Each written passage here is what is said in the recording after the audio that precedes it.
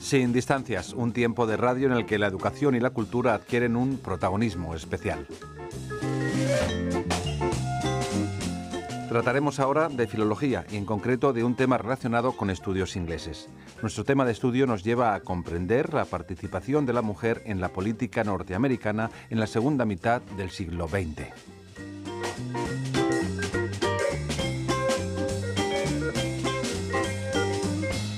En Sin Distancias tenemos de nuevo con nosotros a las profesoras Luz Arroyo. Doctora Arroyo, ¿qué tal? Un saludo. Hola, ¿qué tal?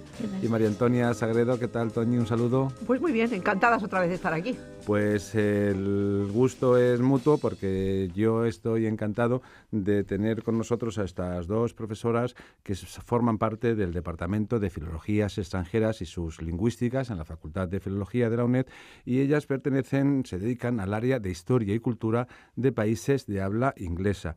Hemos venido trabajando, hemos estado comentando en distintos programas. Hemos hablado de inmigración, hemos hablado de la participación de la mujer en la política norteamericana. Como es una época muy extensa, lo hemos dividido en partes y ahora vamos a seguir trabajando este tema. ¿No es así el planteamiento del programa? Pues sí, en esta ocasión lo que vamos a hacer es retomar un poco. Nos quedamos la primera parte del siglo XX, la habíamos visto en el anterior programa, y ahora lo que vamos a hacer es pues, enlazar con esto, ¿no? Los años 40, como al finalizar la Segunda Guerra Mundial, pues los hombres vuelven de nuevo a retomar sus actividades, las que desempeñaban antes del conflicto, y la mujer de nuevo pues tiene que irse al hogar. Tiene que quedarse en el hogar. Desde el gobierno se hace una gran campaña publicitaria idealizando a esa mujer que se dedica al cuidado del marido y de los hijos y que permanece en el hogar. Las mujeres pues se movilizan, no están contentas con esta situación, y se celebra en 1946 el Congreso, The Congress of American Women, bajo el lema The Position of the American Women Today. Como veis, era un poco una reivindicación para ver qué se podía hacer para mejorar esta situación. Y lo hicieron con un eslogan que decían 48 women in Congress in 48. O sea, 48 mujeres llegarán, o vamos a intentar que lleguen al Congreso en 1948. No se llegó a alcanzar esta cifra. ¿Cómo se desarrolla en la década de los 50? Bueno, pues la verdad es que sigue un poco la tónica de los años 40. Las mujeres siguen desilusionadas en Estados Unidos y en Europa en general, ¿no? Pero como nos estamos centrando en Estados Unidos, pues veremos que las mujeres siguen sin participar, sin tener una participación activa. Vemos que desde 1922 al 31 tuvieron grandes representantes, un número elevado de representantes, pero posteriormente, los años 40, vemos un retroceso. Desde el 45 al 47 no hay presencia femenina en el Congreso y desde el 48 al 60 solo hay 4 mujeres.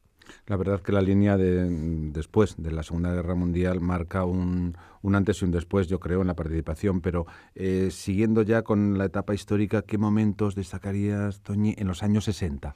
¿Hay más actividad? Sí, hombre, ahí hay que destacar las movilizaciones. Bueno, hay de movimientos raciales, pero sobre todo, en este caso que estamos hablando de mujeres, movilizaciones feministas en esos momentos. ¿Destacarías algún nombre en concreto en ese movimiento feminista que sin duda repercutiría en la política, imagino, o si no es consecuencia o causa? Sí. Ahí no podemos olvidar a un icono en estos años, que es Betty Friedan. Fue una teórica, una líder del movimiento feminista estadounidense durante décadas, sobre todo 60 y 70, pero en 1963 escribe el ensayo Mística de la feminidad, que fue una crítica al rol femenino en la sociedad contemporánea. Sus argumentos, que lo demostraba con hechos, ¿no?, que provocaba numerosas formas de alienación en las mujeres, este tipo de pasividad por parte de ellas, ¿no? Se refiere a ese malestar sin nombre que daba a las mujeres, que sufrían las mujeres acomodadas de Estados Unidos, entre las que existían altas tasas de depresión, suicidios, alcoholismo, por tener un vacío, una falta de actividad, una falta de integración en la sociedad como parte activa. ¿Y se puede mencionar la creación de alguna organización ya organizada de mujeres importante en la década de los 60, viendo esos inicios? Sí, efectivamente, en 1966 el icono que ha mencionado Toñi, Betty Friedan, fundó la Organización Nacional para Mujeres con el objetivo de combatir esa discriminación a la que se estaba refiriendo antes contra las mujeres en todos los ámbitos y animarlas a que participasen en todas las áreas de la sociedad. Sin embargo, por ejemplo, una de las personas también más importantes y relevantes en la política estadounidense, Shirley Chisholm, que mencionaré más adelante, comentaba que a pesar de todo ese ánimo para que las mujeres participasen en la sociedad, más de la mitad de las mujeres estadounidenses a finales de la década de los años 60, más de la mitad eran mujeres, pero solo un escasísimo porcentaje, un 2%, ocupaba puestos directivos. Bueno, un porcentaje mínimo, ¿no? Y ninguna mujer formaba parte del consejo de la AFL-CIO. Solo 2 mujeres habían llegado a formar parte de un gabinete presidencial y solo había 2 embajadoras, y en el Congreso solo había una senadora y 10 diputadas, es decir, una escasa presencia en la política. Sí, la verdad que muy poco significativa en número. ¿Alguna otra figura destacada? Bueno, pues sí, no podemos dejar de mencionar a Molly Yard. Molly Yard fue una activista que formó parte activa en campañas electorales del Partido Demócrata, en este caso. Apoya en los años 50 a Helen Graham Douglas a conseguir un puesto en el Senado de Estados Unidos, luchando contra Richard Nixon, que posteriormente fue presidente. Dirige la campaña del presidente John Fitzgerald Kennedy en Pensilvania en los años 60. Igualmente fue la coordinadora en Pensilvania de la marcha del reverendo Martin Luther King, en la cual pronuncia el famoso discurso I Have a Dream. Como ves, es una persona muy activa, pero siempre detrás de bambalinas. O sea que podemos resumir que tuvo un papel muy importante, por lo que has dicho, muy destacado, en la política estadounidense, pero en la sombra. Pues sí, hasta que ya en años 70-80 pasa a primer plano. Empieza a ocupar ya puestos de responsabilidad. En este caso es elegida presidenta de la National Organization for Women, el NOW, que fundó Betty Friedan. O sea que siguió siempre encabezando organizaciones, dirigiendo organizaciones de mujeres para luchar a favor de sus derechos. Luz, ¿querrías destacar algunas mujeres que tuvieron un papel destacado en la política en esta década en la que estamos hablando, los años 60? Sí, destacaría, a título de ejemplo, hablaría de 2 mujeres, una republicana y una demócrata. Respecto a la de republicana, me gustaría comentar el caso de Margaret Chase Smith de Maine, porque esta mujer en 1964 se convirtió en la primera mujer en ser considerada candidata a la presidencia en una convención nacional. Y aunque realmente pues no tuvo suerte y perdió ante Barry Goldwater, fue realmente un modelo a seguir. Esta misma mujer fue la primera mujer en desempeñar cargos en ambas cámaras del Congreso, así que creo que habría que recordarla. Otro caso importante a destacar sería la figura de Shirley Chisholm, demócrata de Nueva York, porque en 1968 llegó a ser la primera mujer negra en convertirse en diputada de la Cámara de Representantes estadounidense. Esa mujer fue la que pronunció un famoso discurso que creo que deberíamos recordar, el de Equal Rights for Women, ante la Cámara de Representantes, y en él esta mujer hizo hincapié en la discriminación hacia las mujeres. Ella comenta, y es importante, que se debería de garantizar la igualdad de derechos para todos, sin importar el color y el género. Por eso propone una enmienda por el derecho a la igualdad. Es un caso muy destacado en la política estadounidense. Era una mujer de color, porque yo creo que eso es importante también en lo que estamos hablando, en el momento que estamos hablando. Sí, por eso he mencionado la mujer republicana blanca y la mujer de color, la demócrata Chisholm. O sea, curiosamente, pues he mencionado 2 casos, porque en el caso de Shirley Chisholm, curiosamente en su alocución, ella habla de la discriminación todo el tiempo, pero realmente comenta que esa discriminación que había sufrido en la política se debía más por el hecho de ser mujer que por el hecho de ser negra. Esto es relevante porque hay que también destacar, igual que hemos hablado o ha mencionado Toñi, el tema de los movimientos feministas. El movimiento por los derechos civiles fue muy importante en la década de los 60. Hubo mujeres muy destacadas en ese movimiento por los derechos civiles. Yo mencionaría, por ejemplo, a Dorothy Height, que estuvo realmente en primera línea Es decir, bueno, aunque no era su figura no destacó muchas veces y no estaba en la fotografía con Martin Luther King y con otros líderes, en algunos casos sí, en otros no, realmente fue muy relevante. Y como ella hubo otras mujeres muy, muy destacadas en el movimiento por los derechos civiles, y que creo que deberíamos de comentar a lo mejor en otro programa dedicado a este movimiento. Pero creo que sería interesante ver que no solo el movimiento feminista apoyó mucho a la mujer, sino también este movimiento. Porque realmente, aunque muchas trabajaron en la sombra, fueron mujeres que pues lucharon no solo para recaudar fondos, que realmente era a lo mejor su papel principal y demás, sino que estaban en la plena campaña, en las manifestaciones. A lo mejor no les dejaban hablar, porque curiosamente cuando Martin Luther King dio su famoso discurso I Have a Dream, realmente pocas mujeres pudieron hablar, es decir, no se les permitió hablar, solo una persona gritó libertad y punto. Es decir, en muchas de las manifestaciones, de las campañas, a las mujeres no se les permitía hablar, pero estaban ahí, ya empezaban a hacer fuerza, y eso lo vemos, por ejemplo, cuando fallece Martin Luther King, su mujer llega a ser una activista importante y cobra relevancia. Coretta se convertirá en voz de muchas otras mujeres y del tema social. A pesar de esto, querría comentar que en el caso que he mencionado de esta política tan importante y tan destacada, Shirley Chisholm, ella, claro, estamos hablando ya de finales de la década de los 60, es decir, ya cuando comenta en ese discurso que se siente se siente discriminada, pero sobre todo por el hecho de ser mujer que por el hecho de ser negra, ya se habían conseguido cosas importantes como el poder votar. Es decir, efectivamente la mujer blanca pudo votar en 1920, los años 20, pero la mujer negra hasta 1965 no consigue alcanzar ese sueño, es decir, que es un derecho muy importante. El derecho a voto lo consigue en 1965 con la famosa Voting Rights de Johnson. Luz, es que, si me permites, es que no hay que olvidar que la mujer negra tiene dos discriminaciones, una por ser mujer y otra por ser de raza negra. Eso es así. Entonces, digamos, son dos muros que se levantan ante ella.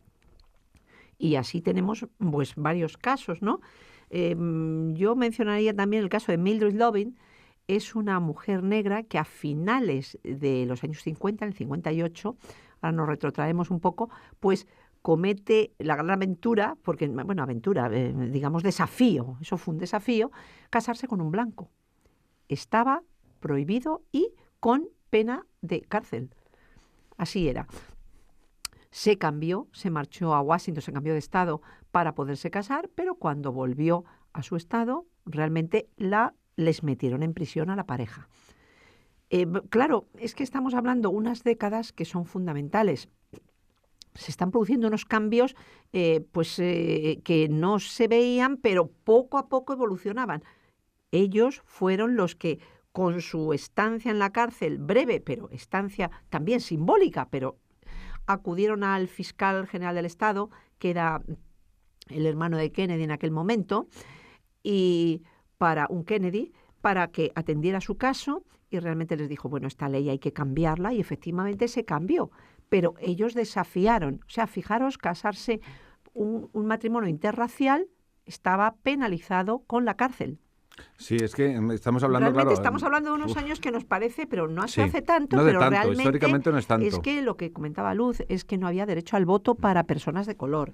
Es que realmente han sido unos años de ebullición, unos años muy convulsos, que ahí se estaban luchando por unos derechos tanto de las mujeres, eran de todas las minorías, de negros, nativos, etcétera, etcétera. Había un caldo de cultivo que ahí estaban, y bueno, pues se consiguieron cosas.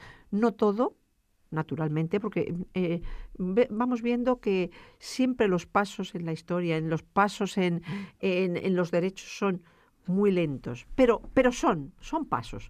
Se hace una ley, se hace otra, esta facilita y poquito a poco, pero claro, lo vas viendo en perspectiva y dices, madre mía, 50 años, 60 años y qué poco se ha avanzado. Algo se ha avanzado, sí. Pero realmente fue muy lento y fueron unos años muy, no tenemos más que ver que a Martin Luther King lo matan, a Kennedy lo matan, al fiscal, el hermano Kennedy también lo matan, o sea, había la sociedad americana estaba luchando contra sus mismos cimientos en aquellos momentos. No, una época muy convulsa, pero es que no podemos dejar de tener en cuenta también lo que comentáis, la presencia de la mujer, lo que decía Luz, que bueno, no era de primera fila porque no tenía acceso, pero es que esa labor de organización, de estar ahí pendiente siempre en los más mínimos detalles, es la concienciación, yo creo, que hace también que todo ese movimiento de la vuelta y de verdad sea un movimiento social, ¿no? Por derechos civiles. Claro, yo me he quedado un poco atónito, Luz, cuando dices que hasta 1965 la mujer negra no podía votar. Claro. Ni el hombre, ni el hombre. Ni el hombre. Ni el hombre, claro, Nadie. ni el hombre. Estamos hablando de la mujer porque estábamos hablando de Chisholm, pero Claro. los de raza negra, Claro. es terrible, ¿eh? Bueno, Sí, hubo una sí. ley en el año anterior, ya muy importante, en el 64, ¿no? Que Sí, ya sí. garantizaba el hecho de que pudieran ir a los restaurantes, a las bibliotecas, a las piscinas, con gente de otras Bueno, razas. Eso es muy Y importante, esto fue claro. gracias, Luz, a la gran lucha que tuvieron. Sí. A la gran lucha Una que conquista que social. dijeron, se acabó, hasta aquí hemos llegado. Y bueno, murieron muchos en el intento, pero consiguieron, y bueno, conseguir el voto era simbólico, porque los derechos lo podemos ver todavía en programas y ahora mismo los conflictos que está habiendo en Estados Unidos con negros que están matando a la policía, etcétera, etcétera. ¿Entendéis? Que eso no se supera en un día. No. Después de este diálogo tan interesante, la verdad, y relacionado con la actualidad, me gustaría volver a la época que nos ocupa, Luz, que es la década de los 60, y yo no sé si es un tanto anecdótico, pero también hay que buscar ahí. ¿Hay alguna queja respecto al tema de los salarios en esa década, los 60? Dado que en la actualidad esto sigue vigente y hay una discriminación salarial, pues la propia Chisholm menciona en ese discurso que he comentado que había un prejuicio contra las mujeres y que ese prejuicio era todavía aceptable en ese momento, que había muy poca comprensión, ¿no? ante la inmoralidad que conllevaba el hecho de que hubiera 2 escalas de salario y que realmente pues algunos de los mejores trabajos eran solo considerados para hombres. Ya lo critica y creo que deberíamos tenerlo en mente porque en la actualidad pues sigue vigente. Sí, quiero destacar, o que nos quede claro, ya lo has comentado, Luz, pero quiero destacarlo también. Fue Shirley Chisholm candidata a la presidencia en los años 70, ¿verdad? Porque hay que hablar de la época que estamos, los años 70, una mujer en Estados Unidos candidata a la presidencia. Sí, os hemos dicho que en 1968 consigue entrar como diputada en la Cámara de Representantes y efectivamente en 1972 esta diputada, Shirley Chisholm, se presentó para presidenta de las primarias demócratas. Y realmente, aunque no ganó, pese a que no ganó, el paso que dio pues fue muy importante porque supuso un gran ejemplo para otras mujeres, para que esas mujeres se llegasen a presentar la posibilidad de tener una presencia activa y visible, ¿no? Y participar de manera activa en el ámbito político. Como Toña ha mencionado, eso es muy, muy relevante. ¿Hay más presencia de las mujeres en la política en la época de Carter? Bueno, realmente, pues ya empezamos en los años 70 y estamos viendo que sí que en el gobierno de Jimmy Carter empezamos a ver varias mujeres que empiezan a desempeñar cargos en el Ejecutivo. Por ejemplo, pues Juanita Krebs, Patricia Robert Harris, que también pues fue una mujer, la primera mujer negra en el gabinete presidencial. También pues otras mujeres como Shirley Hufstetter. Es decir, hay algunas mujeres, algunos nombres, pero bueno, tampoco una presencia muy grande, la verdad. Bueno, pero me interesa seguir avanzando, igual que en la participación de las mujeres. Vamos un poco deprisa porque en un programa de radio tampoco nos podemos detener exhaustivamente. Pero ¿qué ocurre en la década de los 80? ¿Es un paso más adelante? Bueno, la verdad es que también hay una escasa presencia de mujeres en las altas esferas, me refiero, de la política estadounidense. Si bien, pues algunas sí que llegan a ocupar cargos importantes en el Ejecutivo. Por ejemplo, en el primer mandato presidencial de Ronald Reagan, pues ahí destacaron 3 designaciones importantes, la Secretaria de Transporte, la Secretaria de Salud y la Secretaria de Trabajo. Y hay algo que sí que me gustaría destacar, y es en el espacio de poder judicial, es decir, es en el momento de Ronald Reagan. Es decir, en el espacio del Poder Judicial no había habido una ausencia total de mujeres. Y el primer nombramiento de una mujer tiene lugar en 1981. O sea, Ronald Reagan nombró a Sandra Day O'Connor para desempeñar el cargo de jueza asociada en el Tribunal Supremo estadounidense. Y esto fue un hecho muy, muy destacado. Bueno, te estabas refiriendo, Luz, vamos a dejarlo claro, al Tribunal Supremo. Efectivamente, en el sistema judicial pues sí que había mujeres, pero en juzgados de primera instancia, en juzgados de distrito, tal, pero hablábamos de llegar al Supremo. Claro, en las Era altas la primera esferas. mujer, Eso es importante efectivamente. también, Por eso ¿no? he dicho En las altas esferas es donde nos estamos fijando. Sí. Porque sí, bueno, eso, que puestos un poco testimoniales en otras esferas, pero lo que estamos hablando es de puestos relevantes, ¿verdad? Claro, en las altas Pues, esferas. En las altas esferas, sí. Y bueno, seguimos un poco acelerados en cuanto a pasar el tiempo rápidamente, pero en la década de los 90, por ejemplo, ¿qué ocurre durante la presidencia de George Bush? Vamos, de Bush padre, para entendernos los que ya contamos unos añitos y hemos visto la perspectiva histórica.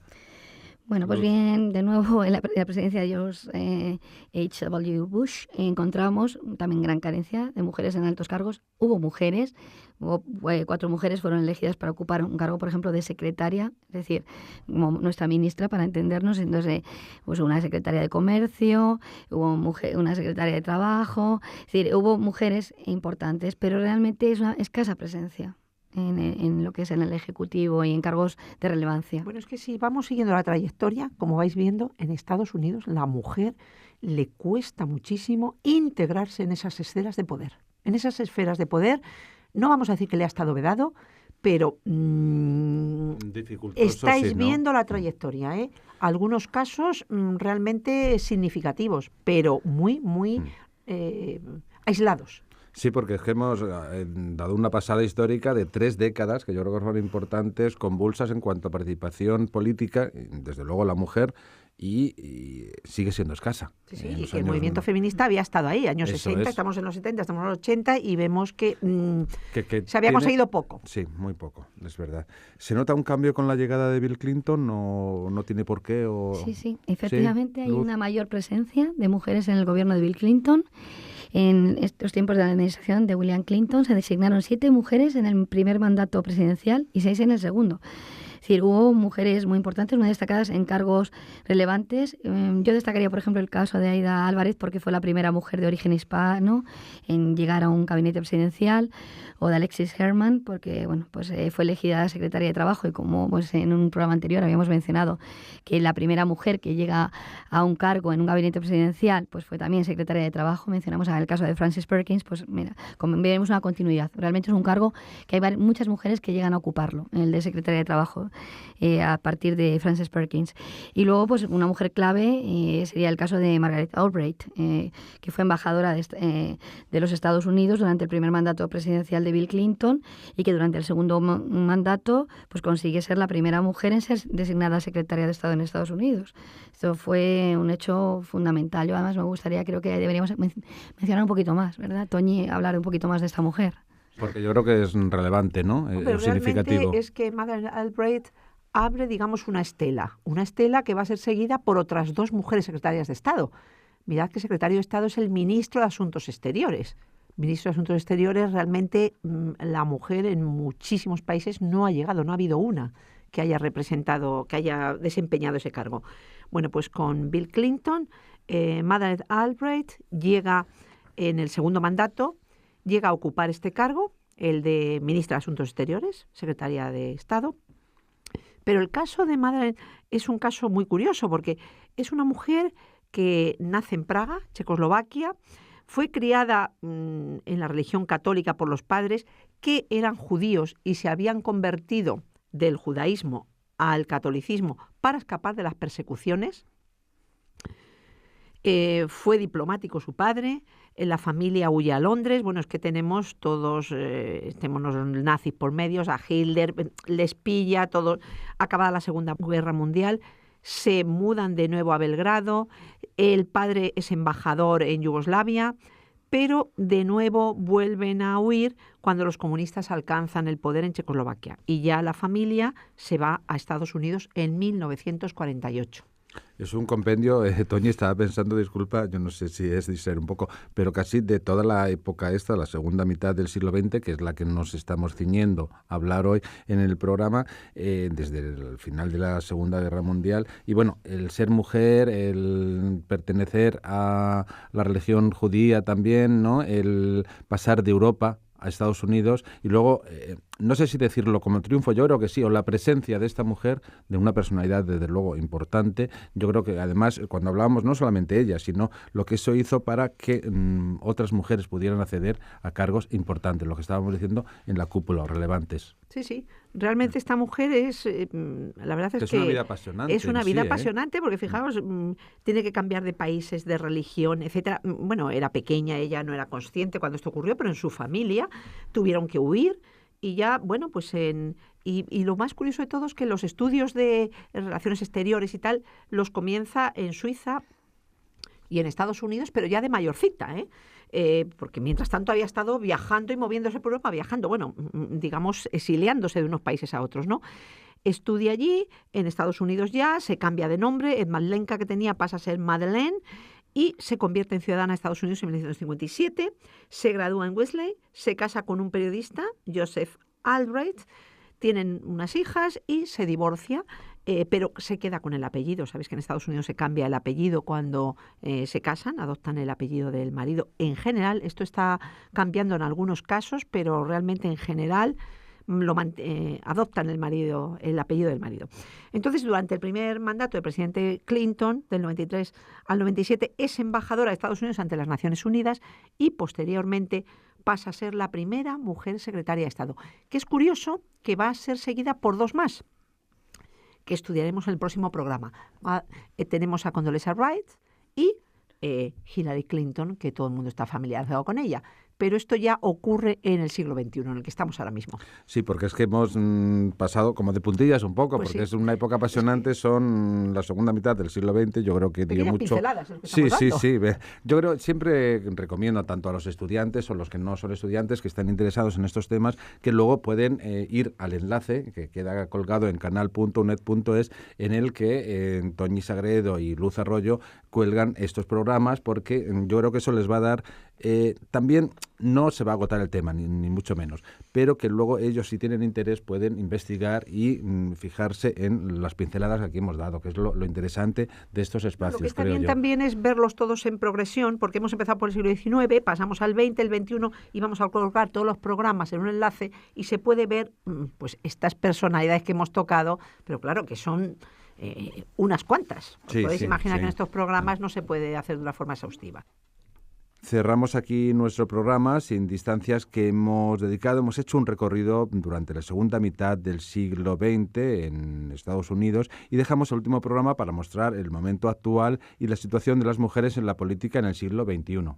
Que eso será más adelante, cuando Toñi y Luz quieran, los micrófonos están abiertos. Nos vemos en esa ocasión, entonces. Sí, quedamos comprometidas a completar este ciclo de las mujeres en la política en Estados Unidos, pues desde el siglo XVIII que hemos abordado hasta el XXI.